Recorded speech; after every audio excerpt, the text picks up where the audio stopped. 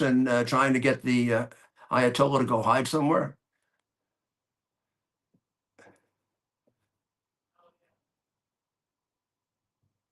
Well, there we I think go. it started the first night. I mean, the first night was devastating, and it really knocked the one side off, as you know. It was a devastating evening, day, and it pretty much proceeded that way. I have a meeting in the war room in a little while, situation room, as some people call it. So we're going to meet. We're going to see. We're in the midst of it's a terrible thing. I hate to see it. I hate to see all that death, so much death and destruction. But death primarily is what I hate to see. Does that mean you haven't made a decision yet on what to do? I have ideas as to what to do, but I haven't made a final. I like to make the final decision 1 second before it's due, because things change. I mean, especially with war, things change with war. It can go from one extreme to the other. War is very bad. I don't know if he could have said anything more universally true. That war is very bad, and you can see, to his credit, the reluctance that he has to do it, even in a situation where, at least from the outside, the odds seem very much in his favor, and where the enemy has been set up pretty darn effectively by Israel, not just now, but over the last year, and taking away the Praetorian Guards, the proxies you'd have to go through to get to them, the Hamas and Hezbollah and Assad, and to some extent the Houthis. So we'll have to see what his decision is. But it does seem that there's only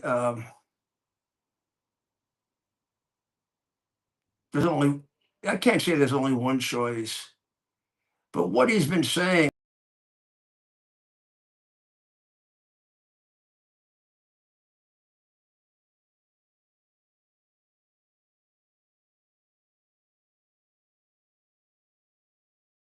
with what he's been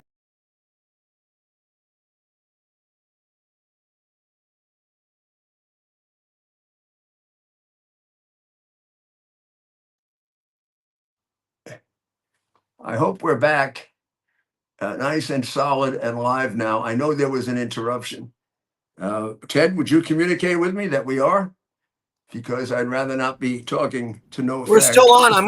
We're I'll still talk for on, a minute Mayor. or two, and then I'll take another very short Mayor, break. we're still on. Nope, we're still What on. I was going to cover now is the reality that it seems as if only the largest, almost ridiculously heavy to put up in an airplane, Buster bunker bomb, which costs millions of dollars, is able to penetrate the Fordo complex, where they buried their, if not their main, one of their main facilities for use as an enrichment facility. If we could show Ted the surface area of Fortress Fordo, it might help our listeners and viewers to get it. Certainly our viewers, not our listeners, get a view of it. So could we put that up? So there we are. I think you see the Fordo complex. You see the checkpoint to the far right, and then the tunnel entrance there, and the various areas where the centrifuge is a little further to the left, and it's right below that. You don't get the perspective of how high that mountain is. That's a pretty darn high mountain, and it's somewhere in the depth of that mountain that they've cut out. They're not even sure they can reach it with the first of the bunker buster bombs. the bomb will be delivered by a B-52, which I think we can show the people. I have it right here below me. It really is a cool looking airplane. It looks like a big wide V. And I tell you, you see this airplane coming for you, I think you just say, I surrender. But that is the one of the two airplanes, or I think only two of them, that can cover the bunker, carry the bunker busters. Now, even the small ones that we gave Israel that they've used to quite effect require special airplanes for delivery. But this one requires, I mean, you're delivering the Empire State Building here with this thing. I guess we didn't have a picture of the B2, but someday you've got to go to a show or whatever, and you got to go take a look at this airplane. For when I was a little boy, in fact, way up until college, I wanted to, in the worst way, be an an Air Force pilot. Except my ears prevented me from doing it, and I thought my life was over when that happened. You know, it's funny when you're a child. I thought, oh my God, I'm going to have such a terrible life now. I can't be a pilot, and I had all these plans. I was going to be a Well, we have a pilot, and picture of then the I still B2. couldn't figure That's out the picture if right there, after right, I Mayor? did my commitment, I would go to medical school or the seminary. I went through every Well, that's the possible picture of the plane right there, right, every Mayor? possible thing that you could go through. So there it is. There's the what is the delivery system? It's at a different angle than the one I'm looking at, but that is the V that we're talking about. You're just looking at it at a somewhat different angle than I was looking at it, and they're very cagey about exactly where it is, exactly where it's located.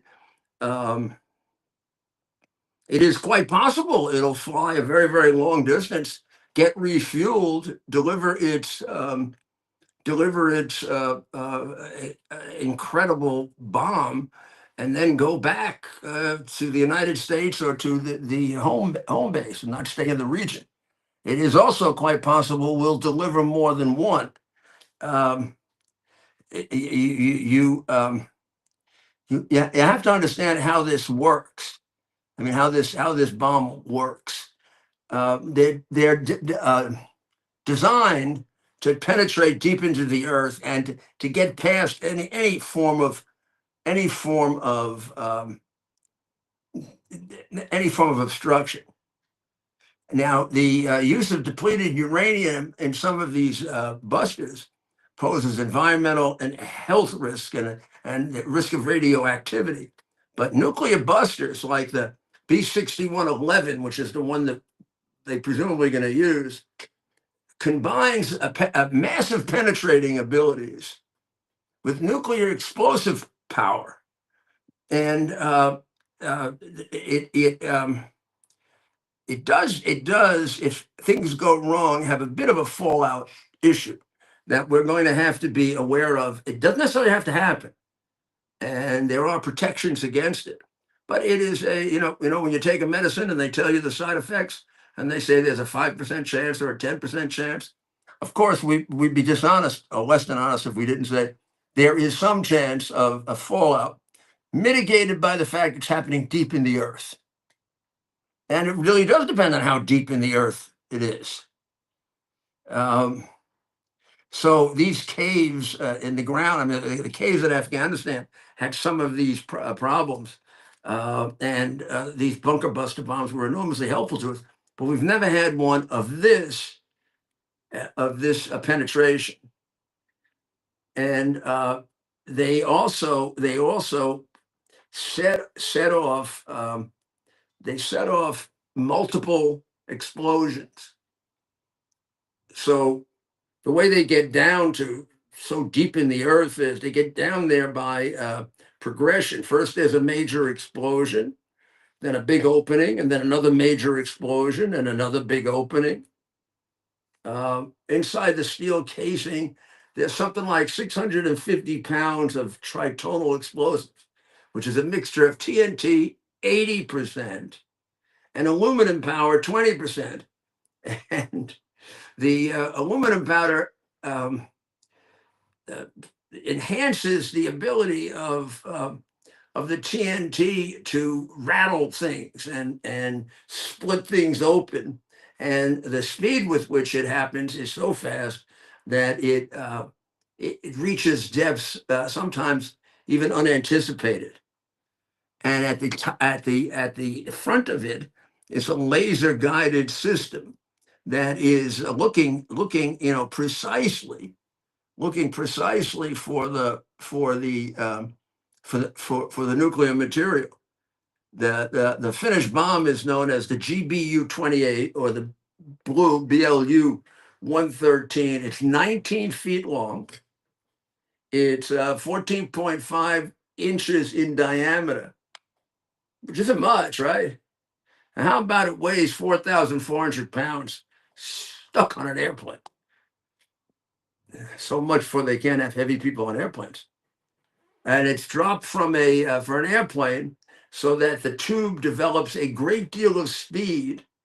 So when it hits the ground, of course, as you know, when something hits the ground, it has developed a tremendous amount of kinetic energy, and that's why things smash in half and people die and bodies are uh, broken up into all kinds of pieces.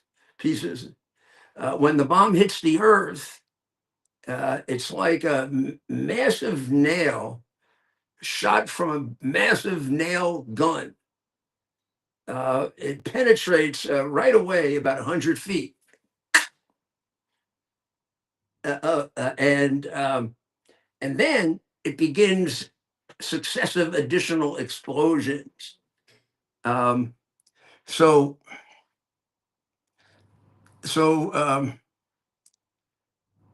and it explodes after penetration. So if you're watching it, it'll be a delayed explosion. It'll hit the ground like a knife. It'll dig into the earth. It'll go down anywhere from 20 to 200 feet. And then you'll start to see fire and smoke coming out of the hole that it created. And then that will go on. That will go on for quite some time. The three ways they make it the three ways they add that extra distance so it's going to get to the target is, first of all, they add weight to it so that when it hits the earth, the kinetic energy and the impact of that is so huge it just creates a crater. They make it a little smaller in diameter so it can work its way through obstacles, and they make it faster so that the reverberating almost earthquakes happen even faster. So these are extraordinarily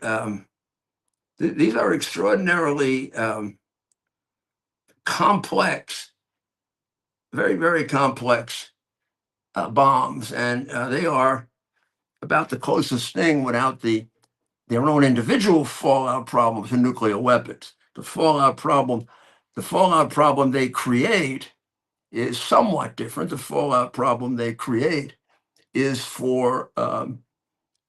because of the uranium and other material, plutonium, that may be in the facility itself, and that has to be all controlled, as best as possible.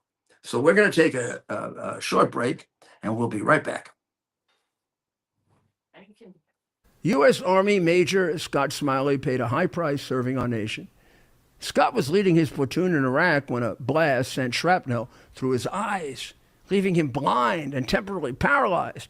Scott would become the first blind active duty military officer before medically retiring years later.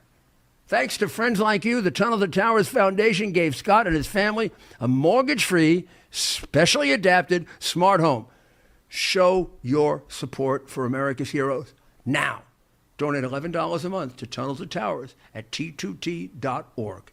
Are you ready for some action? I'm ready for action. Get the Elite TV plan only through the portal, 218 channels, and it's only $69.95 a month, Wow. including your free portal. That's cheaper than everyone else. Your favorite sports, movies, news, Wow. even daytime dramas. We're talking about ESPN, OAN, Newsmax, Wow. channels you can't get anymore in certain areas. Compared to the competition, this is a way better deal. Endless selection. Not to mention all the free music channels. There's over 700 premium and classic movies all ready to go. Wow. Plus, they got catch-up TV that allows you to go back and watch what you've missed or want to watch again. Cut your cable in half and get twice as much for free. Way more channels for half the cost. After the first year, the subscription then drops to $57.95 monthly, Wow. where you change or upgrade anytime. Go to QUXNow.com and get yours today. Use promo code RUDY.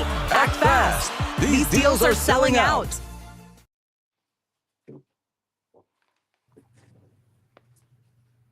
Welcome back. We're back with America's Mayor. Well, thank you, Ted. Thank you for the. I wasn't able to hear you, so thank you for bringing us back. So I mentioned to you that that this has the effect of possibly having nuclear fallout.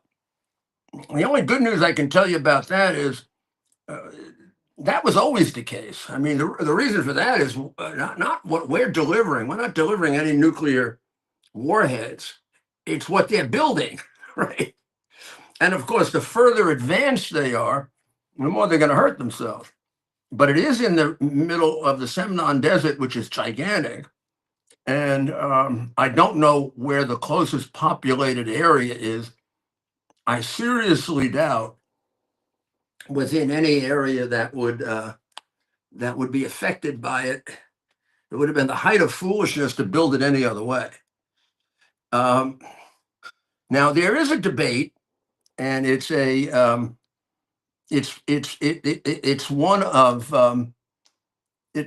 that's affecting the administration to some extent, because the Tulsi Gabbard and at least a good number of our massive number of intelligence agencies do not believe that the reign of terror is as close to the bomb as the Israelis believe, and others of our intelligence agencies. Well, I don't know how they really can say that. The UN, which is hardly a reliable organization, at least in terms of telling you the truth about Iran, that's been covering up for them for years, says that they have made huge advancements and that it had detected direct impacts on the underground enrichment hills at the Iranian nuclear site at Natanz. And they saw it as a very, very high level advanced fuel enrichment plant, and putting them very, very close to being a nuclear power. I don't know if we can show it, but this is the Natanz plant. I mean, from the surface, it doesn't look terribly different than Fordow, but it's considerably closer to the surface. The reports, including neutral reports from the UN, are that it has been, if not completely eliminated, functionally eliminated. That it's about as destroyed as it can be. The Israelis hit it the first night, and then the Israelis went back at least twice. That was the first facility discovered by the MEK back in 2003. It started this whole thing. For how long they were enhancing, I don't know. Before that, before MEK caught them, then they caught them in another facility. Then they caught them 2 years later, and of course, that was either shared with or discovered in conjunction with the Mossad And from then on, the Mossad, with the help, and gosh, who made that point the other day? Oh, General Jack Keane made the point the other day that the Israeli intelligence is so good for two reasons. One, they don't leak, kind of a comment on, I guess you know who. And number two, they develop very close relationships with the dissidents. And in this particular case, they have a very close relationship with one particular dissident group. And that's a group he supports. And it's a group that I know and I support for a long time. And they're right in the middle of this. And at the point that we overthrow this monster, they should get a great deal of thanks because they've been through hell. As you can imagine, they've lost maybe 100,000 of their people over the 45 years to the maniacal, homicidal Ayatollah that some of our isolationist friends want to keep in power. I don't know. I don't know. I guess I don't really know why. I guess they're afraid of a wider war, but it does seem to me they could trust the guy they work so hard for, Donald J. Trump. You know, he promised them that he would end wars, and he promised them that he would avoid wars, but he also promised that he wouldn't let Iran go nuclear. And you knew that meant that if necessary, he would use the power that he has. When a president says, "I'm going to excise, I'm going to excise, peace, and I'm going to bring about peace by being strong." There's another part to that you don't say because it really isn't sensitive. But if you have great strength, but you are well known that you're never going to use it, you don't have great strength. It means to seek peace, but to have your adversaries know that if you have to, you will be much more effective than they are, and you're much more powerful than they are. And when you try for months and months and months to get them to negotiate, and they tell you to go to hell, and no matter how close they are, and there are independent organizations that say they're very close, not just Israel, this is inevitable. I don't know how they feel they're so surprised. This was also, if you have any common sense at all, and you know the players involved, you knew the Ayatollah was going to take him to this point. And at this point, he can't back down and maintain any credibility. So I don't know what they're crying about. You can be an isolationist. You can't be living in an ivory tower like our liberal friends do. I mean, this world is a dangerous world. And unless you're tough, and tough means being willing to act, we're going to lose what we have. If not internally, we'll lose it externally or internally or both. This chart is gives you a sense of where Fordo is in comparison to the other facilities. I don't know, Ted, it's nuclear facilities in Iran. The one that focuses on Natanz at the center. Can you put that up?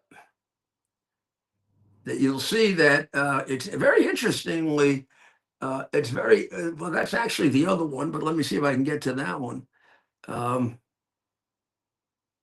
see if I can get to that one so that we're operating on the same one together. Let's see.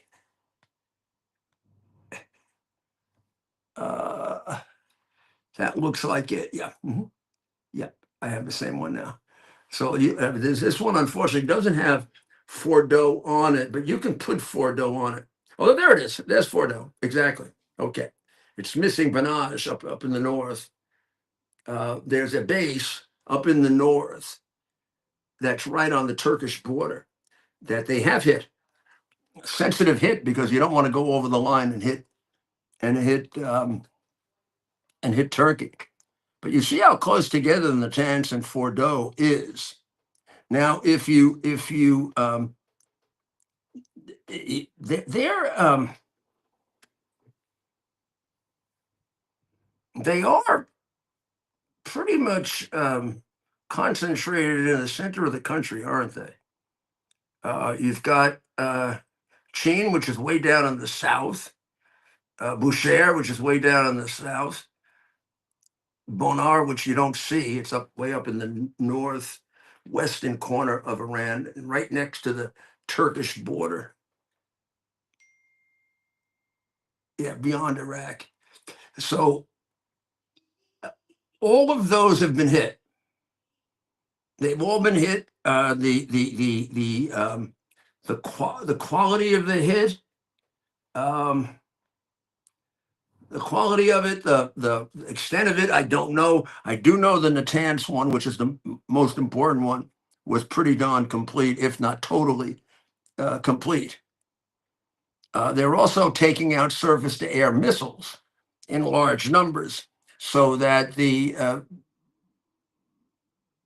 Iranians are losing their surface-to-air missiles, not only in their pounding of Israel, but they're losing them with bombings such as this one. If you can show it, there's a bombing of a plant for surface-to-air missiles that has been reduced to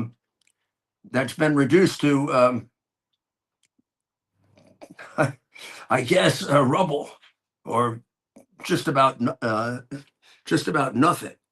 Don't, yeah, that's it. That's the one we're talking about. And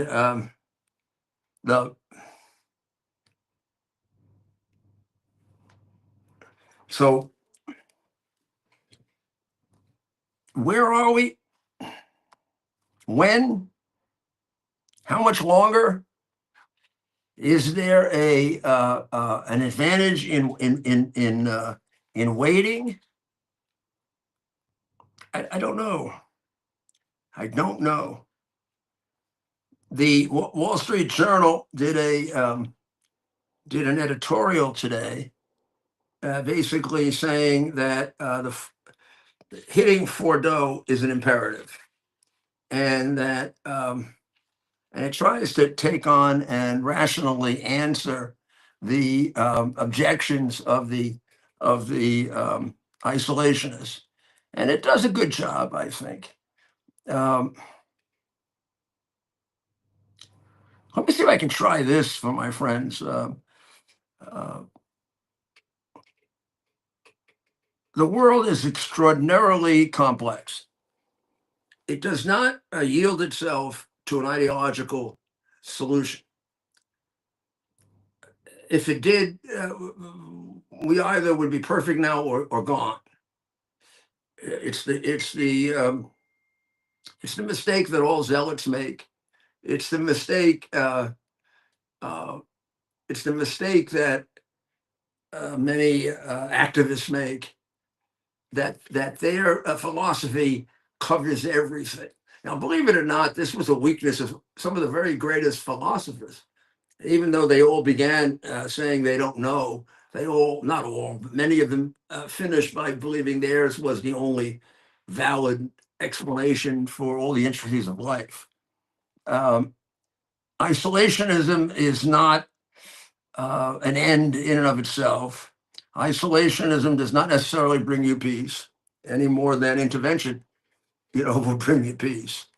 It has to be a part of what is considered the correct response, given the strength of your adversary, the immediate impact that it might have on you, their long-term goals, and whether it's better to deal with them now or later. You can have different answers to that.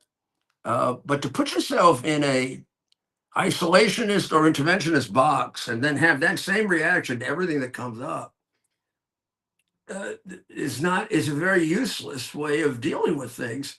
That is like, as I said, living in a glass house. That's a house you make up. that follows rules that you've set. Well, the world doesn't follow the rules that you set. You have to respond to the vagaries and the difficulties of things that happen. And at times when it's best to avoid, there are times when it's best to preempt. And none of them are obvious answers. The one obvious answer is not to be so rigid that you have just one approach. And it's a shame to see that the people I respect so much, if they had their way, this reign of terror would be around for a good long time and get stronger and stronger and stronger and have yet another chance to rebuild itself should another Democrat come along. This is the time to end it for the good people of Iran and the good people of the world. And I would say that the Wall Street Journal, who I disagree with as often as I agree with, I would say their editorial today that Fordow is an imperative is right on, is absolutely correct. This has to be done, and this is the time to do it. Iran could not be on the balls of it more than it already is. So I would say um, I would say this is the time to do it. Now, maybe I've been giving the impression that Israel has completely ignored Fordo. They have already hit the Fordo fuel and enhanced enrichment plant and done damage. Now, it doesn't mean this isn't damage that they wouldn't be able to rectify, at great expense. So they have slowed down Fordo and they've softened it up. But this is a job for this is a job for weapons beyond what they have. And that, of course, would be a bunker buster that would go deep, deep, deep into the ground. Now, it's very interesting, and I attribute this to the president's good work at the G7. Europe has been critical of Israel. They've sought sanctions against some of the Israeli officials, France, Germany, maybe UK. France has threatened to pull out, but they all signed the agreement that they support Israel in its attempt to denuclearize the reign of terror. So that's a bit of good diplomacy on the part of our president and his team, with a group that wasn't obviously going to take that position. Also, the government of India, which has entered into several concerning agreements, including becoming one of the BRIC countries that would be challenging our currency over the last couple of years, that we kind of had to win them back from having been alienated, and who wouldn't be, by Biden. Well, I guess one big sign of that is they refuse to join their people in their alliance, China and some of the others, economic alliance, in condemning Israel, and just remained silent, if not quietly supportive. So we know Modi has no regard for the reign of terror, and that his actions, a bit like Saudi Arabia and some of the others, Saudi Arabia in their instance, going to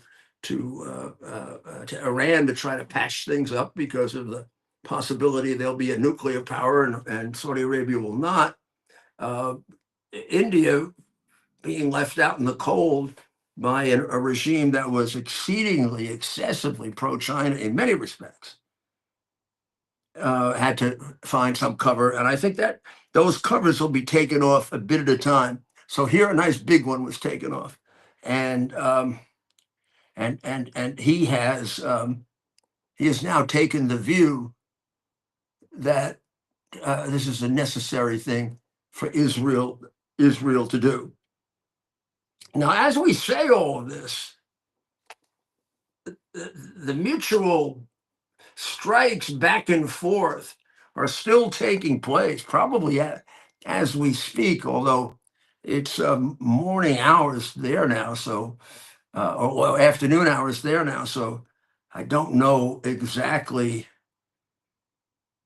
what would be going on right now. But over the course of today, there were at least 2 or 3 rounds of attacks. Israel did in fact hit part of Fordo today. It probably hit 3 or 4 different areas of Iran, still concentrated very much around Tehran and the area of Tehran, where I think they're having the most success in finding military and terrorist leaders in order to decapitate, Iran as much as possible. And again, there was another attack on Natanz I believe today. Their strikes on Iran, I believe today.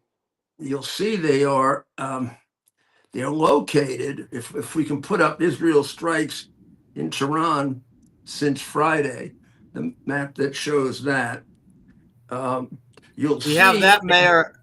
We have the map up. Okay, now you'll see that they've moved their locus of their attack from Tehran. You see Tehran off there to the left or the west. Ted, that's the desert. That's the desert that Ali Reza brought to our attention. That's exactly where the Samnan province is located. And those are some of the facilities that he had uncovered a week or so ago.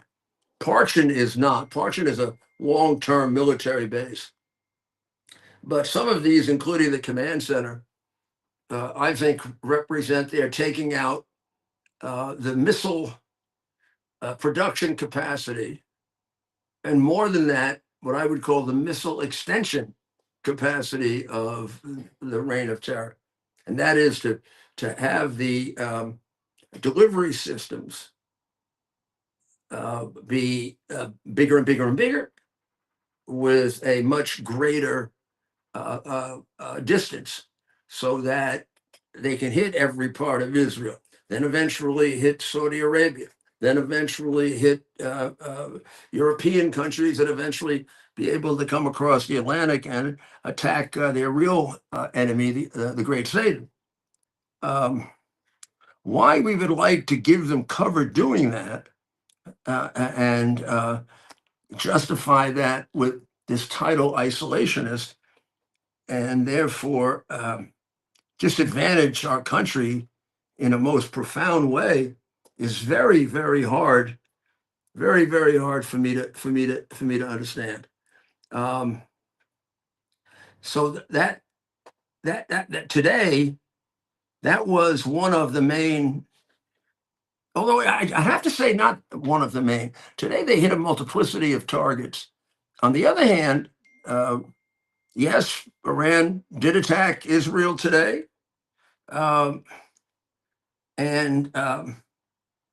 We have one picture here of a building, you'll see, that has been completely destroyed. If you have that, Ted, that's it's a picture of a residential building totally destroyed. Now you can see, and we could collect all of the videos and photos that we have, and we'd have a big pile on the table of homes like that attacked by the Iranians, and we'd have one for the Israelis having attacked Iran. That's another one in Israel that you're looking at. Obviously, a residence, and the one in Iran would be 10%, of the civilian Iranians did. On the other hand, in Iran, we have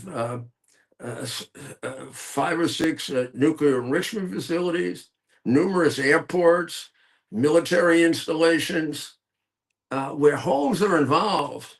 You'll see just a partial, you won't see that total destruction that you see in Israel. You'll see a window taken out. That was precise pinpoint bombing to get 7 or 8 of their biggest nuclear scientists.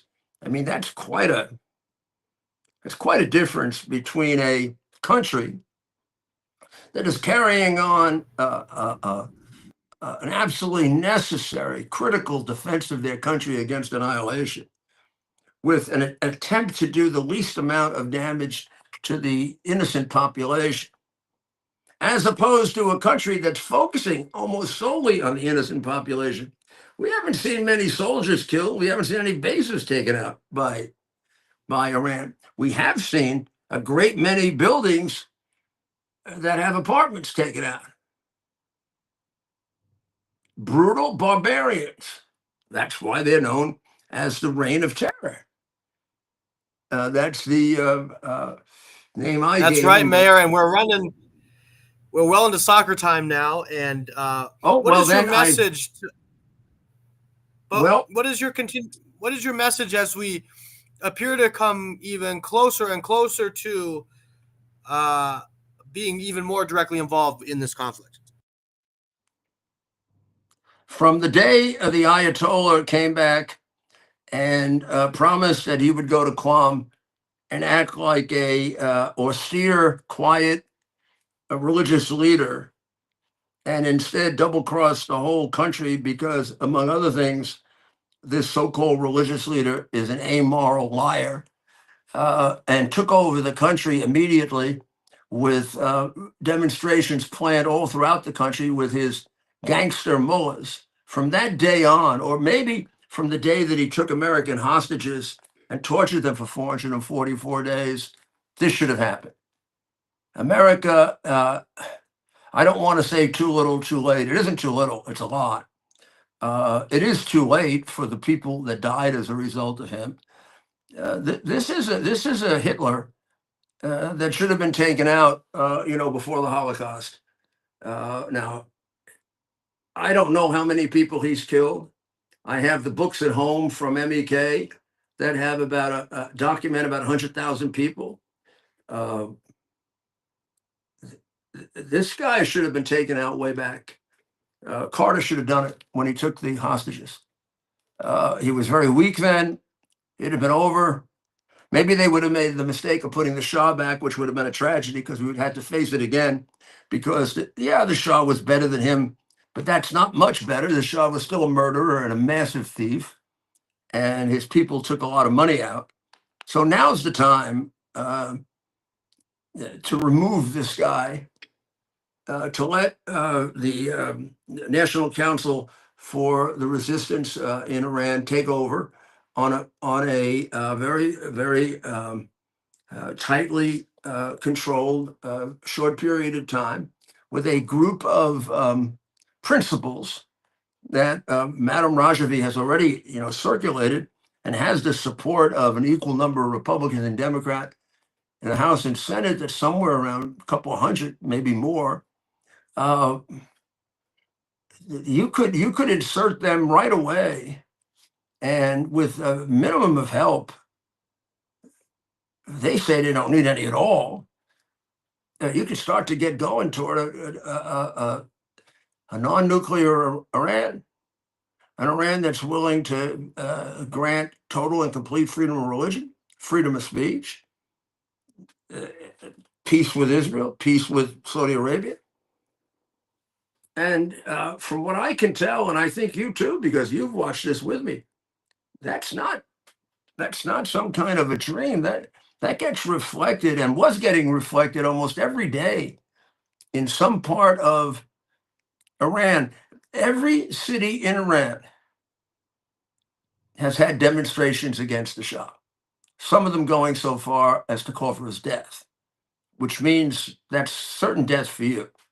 So these are very serious people This is not like Iraq that doesn't know where to go if their dictator is gone, or in Libya where they're split in half. Or there's a chance here that you could make a real difference, and you certainly will be able to bring peace to the Middle East. So, so I'm going to ask all of you to keep watching this very carefully, to keep praying, of course, for the president making the right decision, and keep praying for the delivery of the people who are in the line of fire, the people in Iran, the people in Israel. And also, don't forget Ukraine. Russia pulled off a very big attack in Ukraine that we didn't get a chance to get to. But we will bring that to you in greater detail tomorrow. So we'll be heading back. I'm not exactly sure where we'll do our show from tomorrow, but we will. And let me just say, with the most profound expression of this that I've ever had: God bless the state of Israel, and God bless the United States of America. It's our purpose to bring to bear the principle of common sense and rational discussion to the issues of our day. America was created at a time of great turmoil, tremendous disagreements, anger, hatred. There was a book written in 1776 that guided much of the discipline of thinking that brought to us the discovery of our freedoms, of our God-given freedoms. It was Thomas Paine's Common Sense, written in 1776, one of the first American bestsellers, in which Thomas Paine explained, by rational principles, the reason why these small colonies felt the necessity to separate from the Kingdom of Great Britain and the King of England.